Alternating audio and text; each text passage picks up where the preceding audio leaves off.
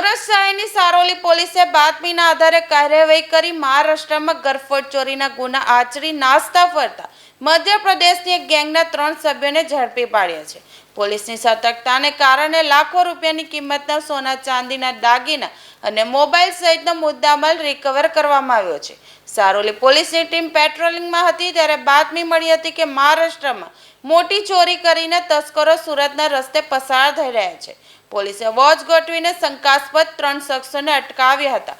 તેમની તલાશી લેતા તેમની પાસેથી ચોરીના સોના ચાંદીના દાગીના અને મોબાઈલ ફોન મળી આવ્યા હતા. પોલીસે આ કાર્યવાહીમાં કુલ 12,52,765ની કિંમતનો મુદ્દામાલ જપ્ત કરી વધુ તપાસ હાથ ધરી છે. સારોલી પોલીસ સ્ટેશન વિસ્તારમાં નિયોન ચેકપોસ્ટ આવેલી છે. ગઈ તારીખ 16 માર્ચના રોજ જે રેગ્યુલર અમારું નિયન ચેકપોસ્ટ વાહન ચેકિંગ ચાલે છે એ વાહન ચેકિંગ દરમિયાન અમને એક શંકાસ્પદ મૂવમેન્ટ જણાઈ અને અમારી પાસે લોકલ ઇન્ફોર્મેશન પણ હતી કે આમાં મહારાષ્ટ્રથી અને વાપી વલસાડથી જે ચોરી કરનાર ગેંગ છે એ લોકો આ પ્રકારની કોઈ લક્ઝરીમાં બેસી અને આવી રહ્યા છે. એટલે અમારું જે સઘન વાહન ચેકિંગ ચાલતું હતું એ દરમિયાન આ લોકોને ખ્યાલ આવી જતા પાછળની લક્ઝરીમાંથી આ લોકો કૂદીને ત્યાંથી ભાગવાનો પ્રયત્ન કરતા પોલીસે ઇમિડિયેટલી એ લોકોને પકડી લીધેલા હતા. એમની પાસેથી જે મુદ્દામાલ રિકવર કર્યો છે એ આશરે 12.5 લાખ જેટલો છે, જેમાં સોના ચાંદીના દાગીના પણ છે.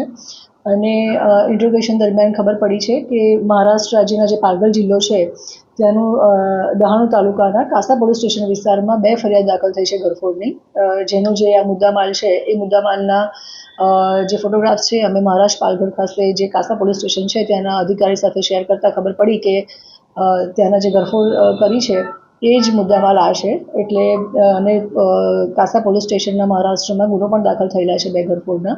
એના આધારે આ ત્રણેય જે આરોપી છે જેનું નામ છે રાજેશ મદનલાલ માલવી, જેની ઉંમર છે 29 વર્ષ, જે મજૂરી કામ કરે